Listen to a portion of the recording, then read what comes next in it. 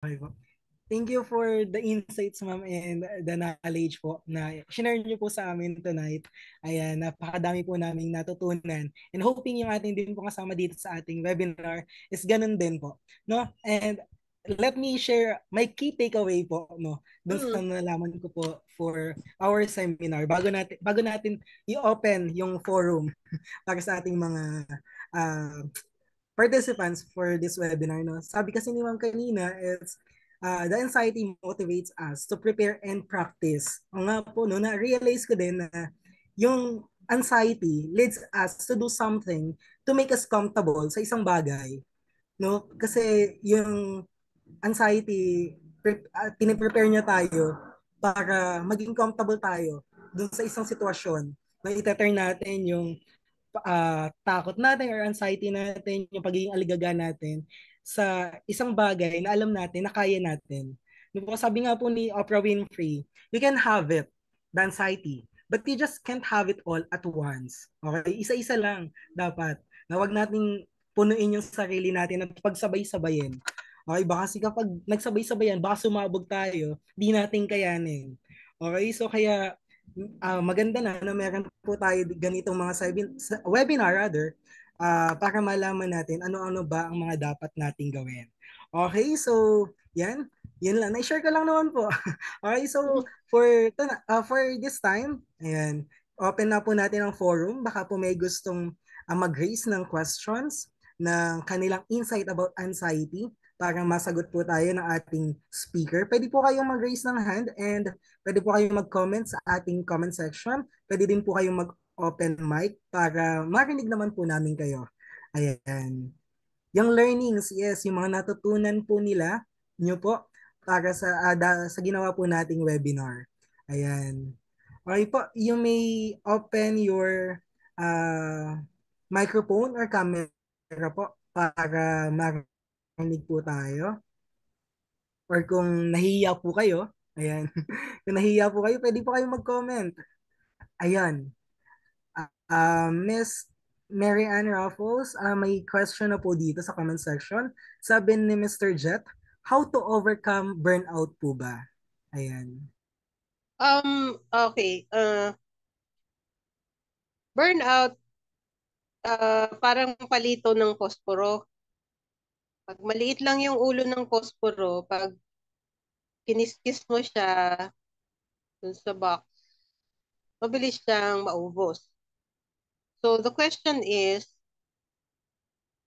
ano yung umuubos sa energy mo? Ano yung umuubos sa pasyensya mo? Ano yung umuubos sa kaligayahan mo?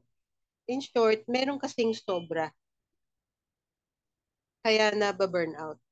So supposedly, tansyado natin, na-measure natin yung ating kakayahan para kasi kung alam natin yung ating limitasyon, kung hanggang saan tayo pwede, then tayo mismo magsasabi sa sarili natin, hindi ako papayag lumampas dito kasi mababurnout na ako. Okay? And pagsabi nga nila Miss Raffles, uh, pwede ba yun na yung tao na kasama mo ay laging nag-uubos sa iyong uh, pasensya, yung gano'n, yung nega siya bad vibes siya Anong gagawin mo sa ganung kasama? Um, the long and short answer for that is, kilala mo sarili mo kung gaano ka kaiba sa kanya. At wag mo siyang pag-isipan o pilitin na maging katulad mo. So, basta meron kang ginagawang favorite na pinagtututukan na wala ka naman actually magagawa doon, pinapagod mo lang ang sarili mo. So, the antidote to that is focus o bigyan mo ng pansin, tutukan mo yung nasa area ng iyong kakayahan. Okay? So, for example, di ba may taong pumupunta sa gym, yung iba, ang dami nilang kayang buhatin, ano? parang alahay Diaz. Ngayon, pag ikaw pumunta sa gym, eh, ang kaya mo lang buhatin yung water bottle mo, eh, at least nakaapa ka sa gym. Tapos, i-workout mo na lang na unti-unti mong makakaya yung 2 water bottle o dalawang 1.5, di ba? Kaliwat kanan na kamay. Tapos, 2 kilong bigas. So, di ganun, di ba? Kasi kung hindi mo aalamin kung ano yung kakayahan mo, pwedsahin mo yung sarili mo, and that will leave you exhausted.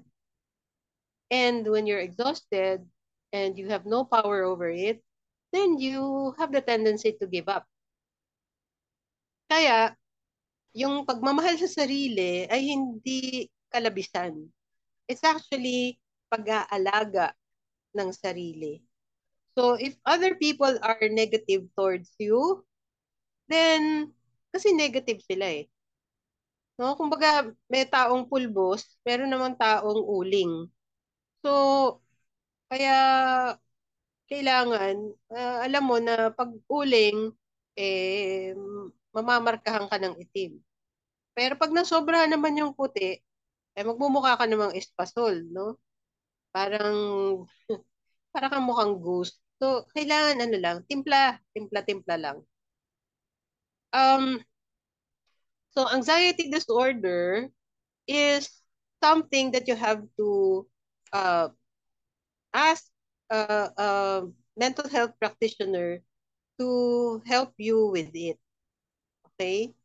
But most of the time, pwede mo siyang kilalanin. Just like what I mentioned earlier, na na medyo harapin mo din, ano ba kasi yung mga, yun nga, yung kinaiiyak ko, ano ba yung ikinalulungkot ko, ano ba yung kinatatakot ko, parang gumawa ka lang ng listahan, parang look into your heart, look into your soul, look into your mind, and just figure out, anong bang meron.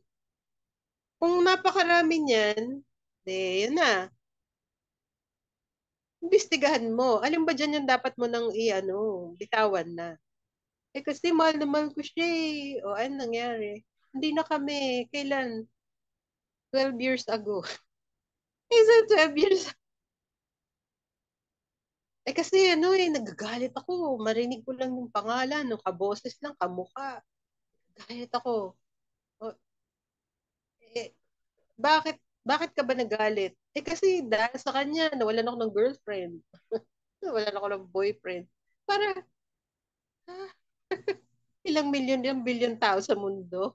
Pag mo naman ipako yung sarili mo sa isang kasawian na parang yun na lang ang importante sa'yo. Ano pa namang importante sa buhay? So I was saying earlier, I'd give you a few tips on how to release your anxiety if it's not yet a disorder. Because if it's a disorder, then you can already ask somebody, a professional, to help you with it. Ha? Pero kung manageable pa sa'yo, kasi nga, ma-figure out mo, ano ba yung mga inaaligagaan mo, kaya aligagawan mo, di ba? Ano yung mga yan? And then, imbestigahan mo, pwede mo na bang yan, i-delete yan, isang tabi, itapon mo na. Imaginein mo na meron kang special na waste basket o basurahan. Tapos, lahat ng sinulat mo na nakaraan pa o yung sobrang future na wala pa naman, eh, punitin mo sa papel na yon, itapon mo doon sa waste basket. Para ang pwede mo lang bitbitin sa bawat araw, yung normal lang, no? Yung alagaan mo yung health mo, uh, alagaan mo yung mga responsibilities mo na kaya mo. Kasi iba, sinasakop yung responsibility pati ng kapitbahay, pati ng gobyerno eh. Oh, teka, kung di mo kaya, huwag mong buhatin. Ha? So, what? Deep breathing. I don't know if you were able to talk about it before, na huminga ka sa ilong, and then exhale through your mouth. Yung para kang nagyoyosi. Uh, basta, itong tips ko sa inyo, ha? Lahat ng sobra, bawasan nyo. Lahat ng kulang, dagdagan nyo. Para sa, para saan? Para kayo mabalanse. Okay lang magalit. Pero yung sobrang galit, hindi na maganda yon. Okay lang magtampo. Pero sobrang tampo, hindi na rin maganda yon. Okay lang umibig, pero yung sobrang pag-ibig, hindi na yun. Basta lahat ng sobra. Okay? Sobrang sipag, hindi maganda. Sobrang tamad, hindi maganda. Okay? Sobrang yaman, hindi maganda. Sobrang pobre, hindi maganda. Sobrang talino, hindi maganda. Sobrang bobo, hindi. Pag sobra, okay? Yung kulang, dagdagan. Sobrang pasensya, hindi maganda. Bakit? Sasabog ka eh. Pwede rin naman na dagdagan mo rin yung iyong pagsasabi ng ayaw ko, o tama na, o stop na, ay wag na. Okay? So, balance is a very good antidote to anxiety. Choose your battles, ikaw nga. Hindi lahat kailangang pare-pareho ang pagbubuhat natin sa mga bagay. Yung effort na magbuhat ka ng pamaypay, ay ibang-iba do sa effort na magbubuhat ka ng isang taong nahimatay. Diba? Kasi kung yung effort mo ng pagbuhat sa nahimatay parang effort lang sa pagpapaypay, hindi mo mabubuhat yun. Baka madaganan mo pa yung bubuhatin mo. Pero kung naman yung pagpapaypay mo, ang effort mo para kang nagbubuhat ng nahimatay, abay, grabe naman yun. Di get it? Balance lang. Tama lang. I'll check on the chat kasi lumalabas yung chat pero the others are disappearing. Mindfulness or relaxation practices, generalized anxiety disorder. You know what's nice about the present situation? Dahil kay Google, there are a lot of information that you can already read, okay?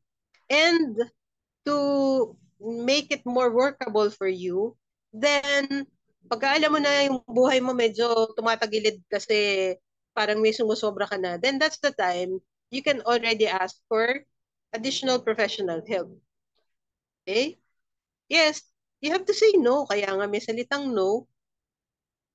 At meron din salitang no na may K-N-O-W. Kasi nga, alam mo ang iyong limit. Okay? Parang 'di ba kung ang ulam mo ay isa at ang kanin mo ay isa, maubos mo 'yun. Pero kung bigyan ka ng isang bandihado, isang buong kaldero, ay sabihin mo no, no, thank you. No, hindi ako sumasali sa contest ng paramihan ng kanin. Yung ganun, then you have to say no. Okay? Uuwi ka na, pagod ka, lupay-pay ka na, tapos may nagyaya pa sa'yo. Either gimmick or something. Volunteer, sabi mo, sensya na, another time. Okay? Mas better po ba na parang in denial po ako, na may anxiety ako? Yung kahit alam ko na meron, pero inisip ko wala na lang. Sino ba niloloko mo kasi? Meron ba o wala? Nauuhaw ka ba?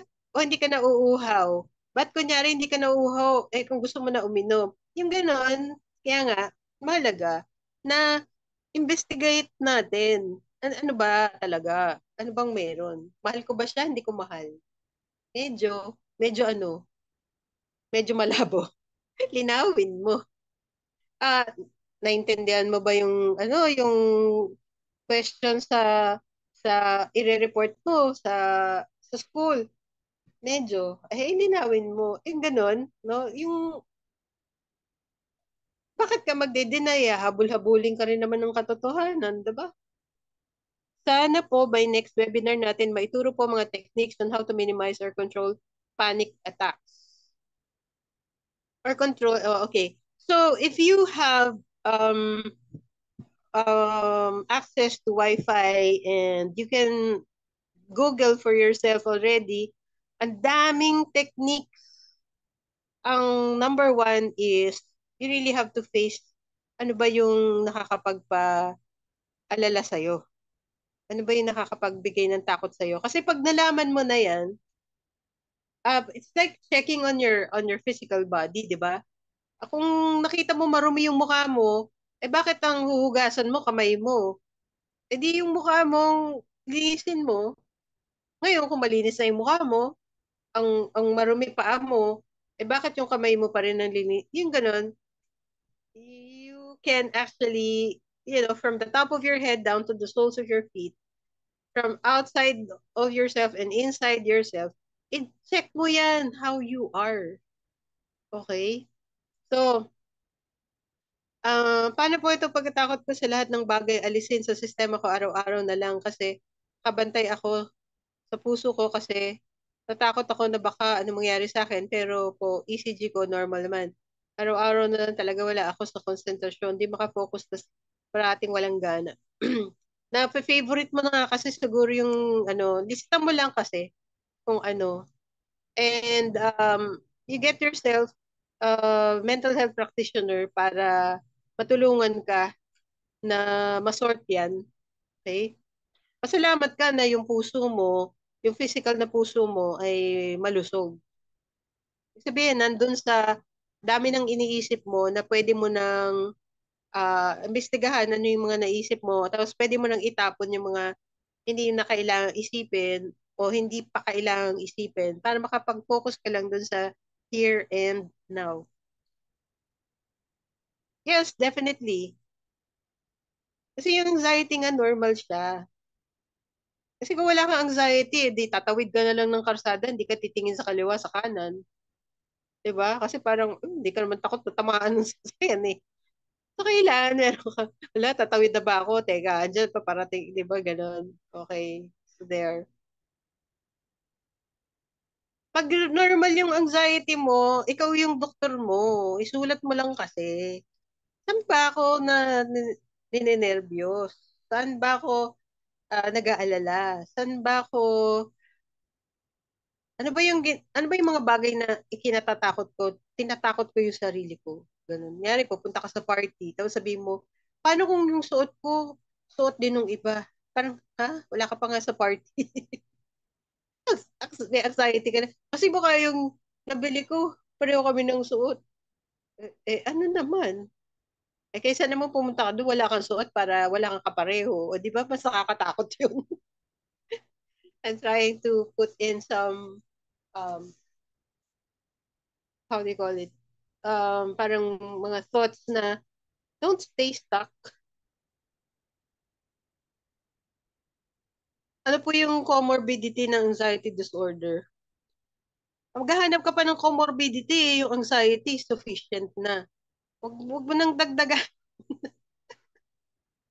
Doon ka na lang muna sa ano ba yung kinatatakot mo, ano ba yung kinaalala mo. Paano po nag-overthink na ako? Feel ko po, lagi akong ginajudge ng mga tao sa paligid ko, especially po as a student. Well, masyado mo namang silang binigyan ng kakayahan na maging judge. Bakit lahat ba sila nag-aral ng law? Lahat ba sila pumasa ng bar exam? So, wala silang karapatang mag-judge sa'yo. Ha? Wala, wala. Wala silang karapatan. Hmm? Parang, parang yung manok, pwede ba niyang sabihin na, nakakatawa naman yung baboy, nag-oink-oink. O sabihin naman ng baboy, nakakatawa naman yung manok, klok. Pag untugin natin yung manok at saka yung baboy, syempre baboy ka, kaya oink-oink ka. Syempre manok ka, kaya tiktilaok ka. Walang judge. Unless na nag-aral ng law, pumasa sa bar, yan. So, tigil-tigilan mo na yung pag-iisip na yung ibang tao may kakayahan na, ano ba yon to measure you. Okay? Parang ganito yun. Iba malaki paa, iba maliit. Iba walang paa. Ano gayon? Diba? Pwede po ba consider na PWD? Basta na, teka. Um, kapag may anxiety disorder, parang may stigma po regarding dito. Dito sa Pilipinas, uh, yung mga manginginom ng beer, ng nakakalasing ng mga beverages, ang tawag natin tomador. Okay?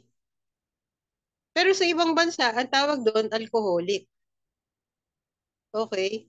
So, kung ang isang tao ay hindi niya papansinin na hindi na pala niya naaayos yung buhay niya, di ang feeling niya normal siya. Pero lahat ng ibang tao, sinasabi na sa kanya, pare, o mare, merong sumusobra sa'yo. Ano ka na, magkonsulta ka, ganyan. Kasi kailan mabuhay tayo sa reality. Di ba may mga tao na parang kala nila okay pa sila pero ang baho na nila, di ba? Sanay na sila sa amoy nila eh. So, minsan ganun eh, nasanay na tayo, nakala natin normal yung pagiging maalala, mapag-alala. Iba yung maalalahanin kaysa doon sa laging nag-aalala. Iba yung concern, iba naman yung nangingialam. Iba yung marunong magtipid kaysa doon sa madamot. So there are, again, dear attendees, ang pinakamadaling paraan para ikaw ay maging okay, ilista mo kung ano, saan ka sumusobra, ilista mo kung saan ka nagkukulang. Anong gagawin mo dun sa sobra mo? Bawasan. Anong gagawin mo dun sa kulang mo? Dagdagan. Para mapunta ka sa balanse. Okay? Pag sinabi mo, sobra ko kasing, ayan na. Sabihin, bawas-bawasan mo yun. Kulang kasi ako sa, o yun. Ibig sabihin, dagdagan mo. Ngayon, if you are thinking about what other people are thinking and saying about you, it's your choice. What is important is for you to really check on yourself because you and me, we're different. Some people, uh, ginulpi na sila, okay pa sa kanila. Ibang tao, kinalabit lang, sasabihin, ano na, batterer yung kumalabit sa kanila. Kasi it depends eh. It depends on your level of tolerance and understanding of what is good and not good for you. So, before even asking or listening to what other people are saying about you have to ask and listen to yourself. Ask yourself what is okay and not okay with you. Listen to yourself, telling yourself what is okay and not okay for you.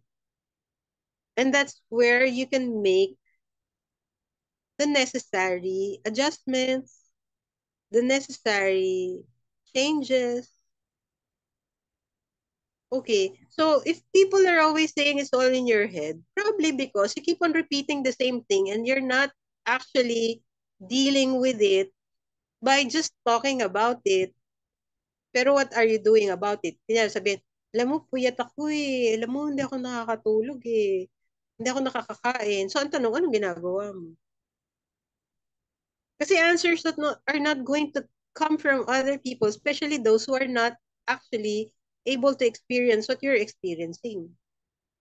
And the easiest way for them to shut you off, is to tell you, inisip mo lang yan eh.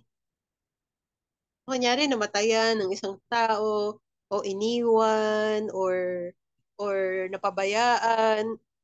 Sabihin ng iba na hindi nakaranas na mamatayan, hindi nakaranas na iwanan, hindi nakaranas na napabayaan. Sabihin nila, okay lang yan.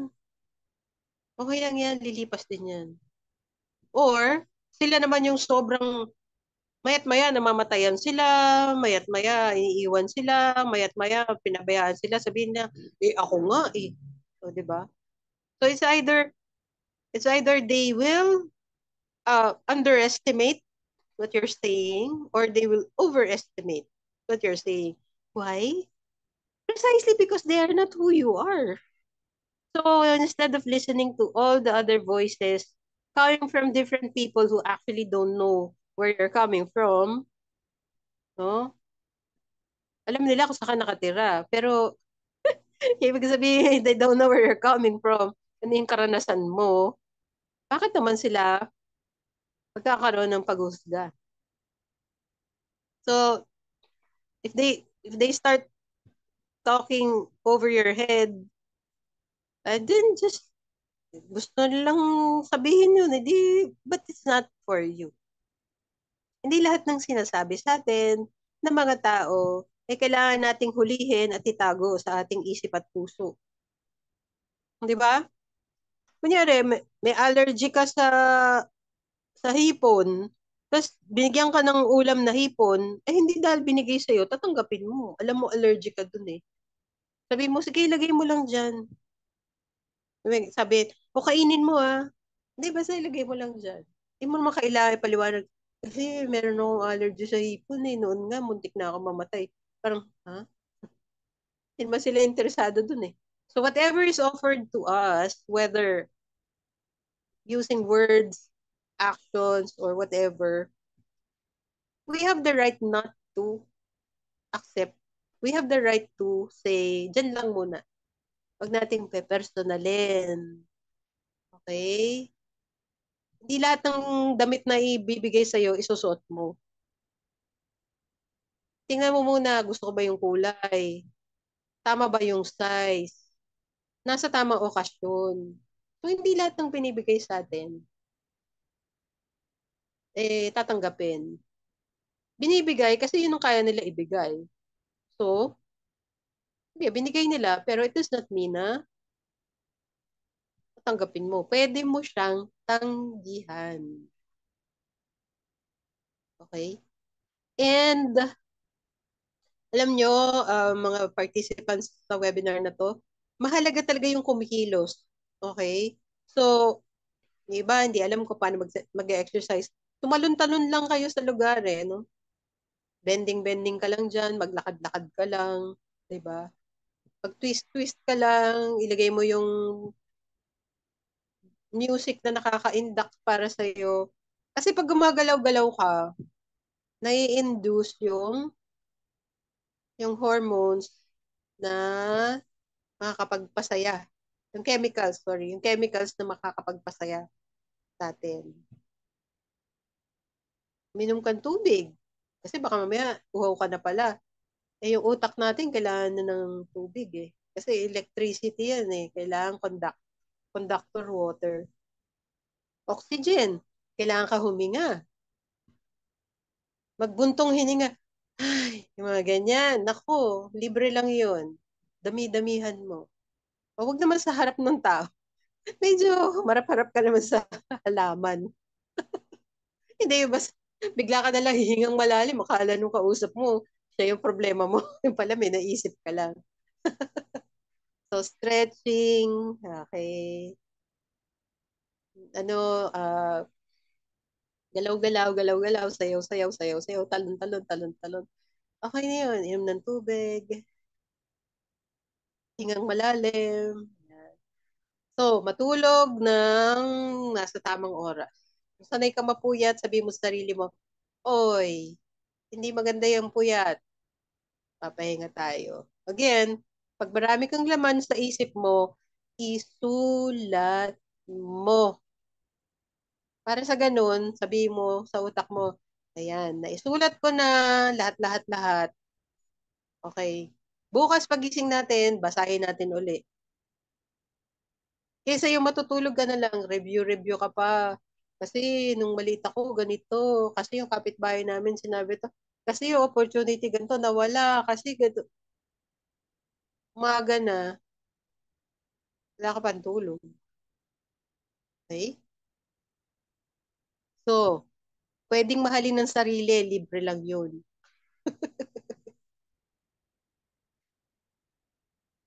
Super kabibe ko before then, sometimes she may involves offending me, hindi niya natamaan securities ko. Ayoko naman masabihan ng KJ maging awkward na sa... Alam mo, pagka tinatamaan ka, sabi mo, sa susunod na mag-joke ka, paki-delete ito kasi hindi ko type. Ganun. Kasi yung pagtitiis, di kaya yaman dun eh. 'Di ba? Mapapagod ka lang eh. Eh hindi na nga niya alam yung nasasaktan ka tapos tinitiis mo. Eh sabihin mo, alam mo, nakakatuwa pero sa akin hindi na. Pwede ha, iba na lang. Ganun ha. Marami kasi mga bagay na ano eh. Kung ano yung dapat nating pagtiisan, yun yung binibitawan natin. Tapos yung pwede nating bitawan, yun naman yung ating kinukup-kup. Nakakatawa talaga tayong bilang tao, no? Kaya nga, mahalaga na i-check yung sarili. Okay? Na opo-opo. Yun. Okay? Kasi yung target natin, simple lang eh. Maging balanse ang ating buhay. Paano tayo magiging balanse? Alamin ang sobra sa atin, alamin ang kulang, adjust natin hanggang sa tayo ay maging balance. Libre lang yun kasi sarili mo yung wino-workout mo eh. O, diba? Siyempre, yung anxiety or stress nakakababa ng timbang. Lalo na kung ayaw mo sa gulay, tapos laging gulay na binibigay sa'yo. Siyempre, ayaw mo kumain. Kaya kailangan alamin mo, ano nga ba yun nakakapagdulot sa'yo ng mga, ayan, okay? Isulat. Marunong naman kayo magsulat eh. Ayaw mo isulat, i-drawing mo, i-type mo. Sa kailangan, ilabas mo sa sistema mo yan. Paikot-ikot yung sa kukote mo, no? Hmm. So, galaw-galaw, hinga-hinga, inom ng tubig, tulog-tulog, gawin yung kaya, wag sumobra, wag kulang. Gusto mo pang ma-figure out, makipag-usap ka sa isang professional. Pero bago ka makipag-usap sa isang professional, gawin mo na yung personal assignment mo. I-check mo na kung ano-ano yung mga bumabagabag sa'yo. At pag na-check mo na ang bumabagabag sa'yo, yung luma na pinaborite mo, tapon mo na. Yung mga paparating na hindi pa naman nangyayari, tapon mo pa rin. Para yung masikaso mo ay yung ngayon. Kasi ang buhay natin ay ngayon. Okay? At ngayon ay 8:46 na ng gabi. Okay. Thank you very much po, ma'am, for answering those questions po, no? Ayan.